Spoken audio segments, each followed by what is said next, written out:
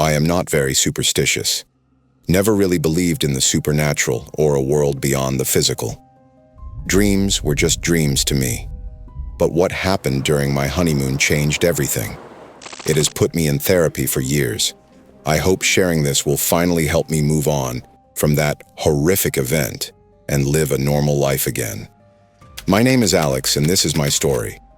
It was a month before my wedding. Paulette and I sat across each other at the dining table, finalizing our wedding plans. Seeing her so serious and organized was beautiful. It reminded me exactly why I fell in love with her in the first place. Paulette and I met in our second year of college. I still remember it like it was yesterday. The lecturer had made a mistake with an econ-s equation, and they got into a bit of an argument. Dr. Clayton never liked admitting he was wrong. He almost never did.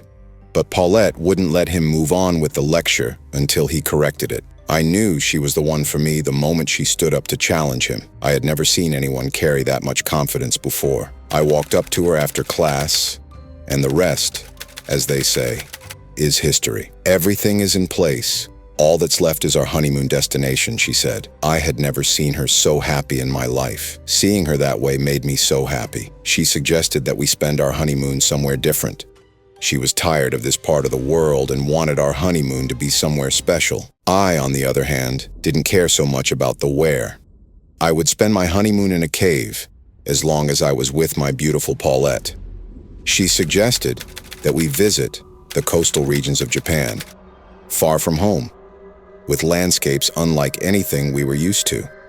I agreed without hesitation, also because I watched a lot of anime.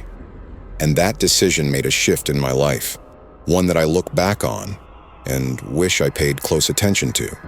It was the beginning of my nightmares and the birth of something worse. Not the kind you wake up from, the kind that follows you into the daylight, quiet and patient, until you start to wonder if you ever really woke up at all. It always starts the same. We're at the beach, enjoying the warm sun and the calm waves. I close my eyes for a second, then the screams begin. I turn to Paulette, but she's gone. And then I hear her scream, "Alex, help me!" Her voice sounds distorted, like it's echoing through water. That's when I wake up, drenched in sweat, heart racing. I head to the bathroom, flip the faucet on, and splash cold water on my face. But when I try to shut it off, it won't stop. The water keeps running, louder and louder, pouring out like a storm. Within seconds, my apartment begins to flood.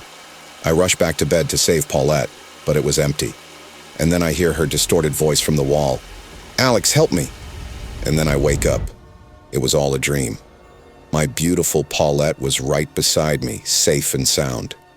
This went on for days, but I brushed it off, hoping it was just wedding anxiety. I didn't want to bother her or make her think I was having second doubts, so I stayed silent, and that would be the biggest mistake of my life. It was finally the day after our wedding. Paulette and I packed our bags, ready for our honeymoon cruise to Japan. We had a long flight ahead, but we were way too excited for our honeymoon. We got to our destination, and when we finally spotted our ship, she let out a deep sigh and said, "Finally." But as we got closer to the docks, something shifted. The air grew heavy. The warm breeze soon carried a strange scent, like someone had tossed ash into the ocean. She didn't notice it at first, but I did. And for the first time, I felt that same sinking feeling from the dream, the one that never really left me. As we boarded the cruise ship, ready to set sail, I excused myself and approached the cruise concierge, a tall man in a crisp uniform. "What's that smell?" I asked.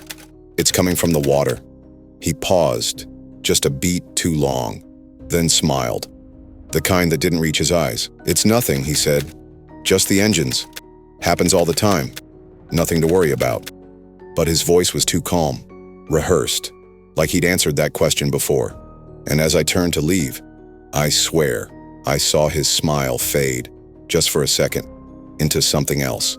Not concern, not confusion, fear. As I turned to head back to Paulette, that's when the first rumble hit. The deck shuddered beneath my feet. People screamed. Dishes shattered. Somewhere behind me, I could hear a child cry out. It was an earthquake. I grabbed the nearest railing as the ship groaned and rocked like it was being dragged under. The shaking lasted for about 2 minutes. When it finally stopped, I heard someone yell, "Somebody fell overboard."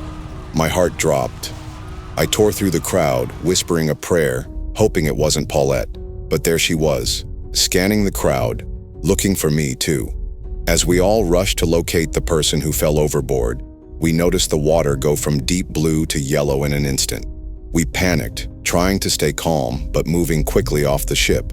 The rescue team was already in the water, beginning their search.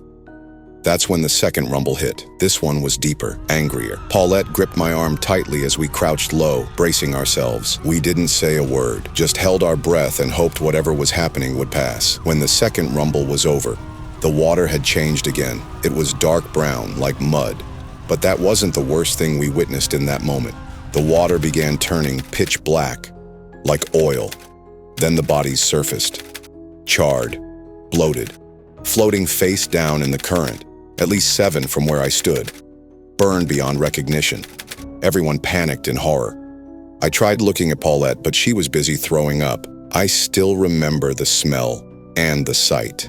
That was when we noticed the smoke from Mount Fuji coming from a distance. With nowhere else to go, no shelter in sight, we did the only thing that made sense at the time. We ran back into the ship. People were pushing each other aggressively as I held Paulette tight, making sure I didn't lose her. We rushed to the ship. We could hear screams as people fell into the ocean. We saw a mother jump into the ocean to save her baby. I'm not sure she ever made it. Never saw her on the ship again. A couple of minutes after this chaos, the ship managed to leave the shore. Then we heard a loud blast. The volcano erupted with so much force that it caused a huge earthquake. We watched as the buildings at the beach collapsed while feeling the ship vibrate like it was going to rip apart. Paulette and I barely said a word to each other. We were too busy trying to survive, clinging on to each other as we heard people mourn their loved ones whom they had lost. All I could think of was my dreams and how I could have avoided this trip altogether.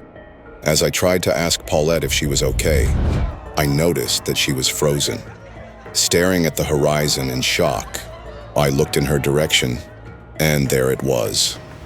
A wave at least 30 feet high heading our way. We each grabbed the railing with one hand, clinging to each other with the other.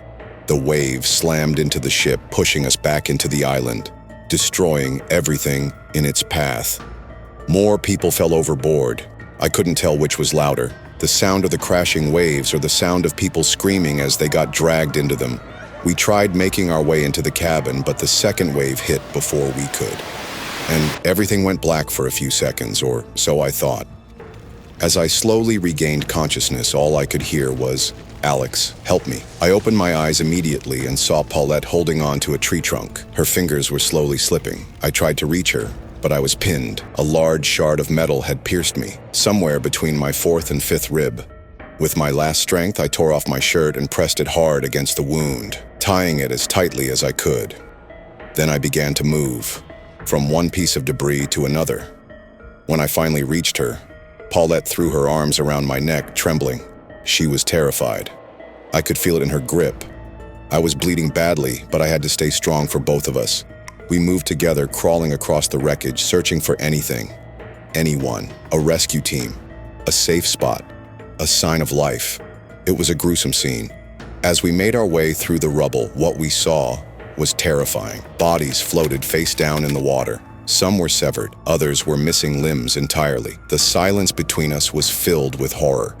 We felt so helpless. We've been walking for hours, and just when we lost all hope, we heard the sound of sirens and helicopters. The rescue team had arrived. We were finally going to be saved. I passed out before I could signal them. I had lost a lot of blood. I was lucky to be alive. Paulette always called it her honeymoon miracle. I woke up a week later with my beautiful Paulette by my side. She looked patched up. She had so many bruises on her. She looked so happy to see me. She kissed me, whispered something soft I couldn't catch, then said she was going to get the nurse.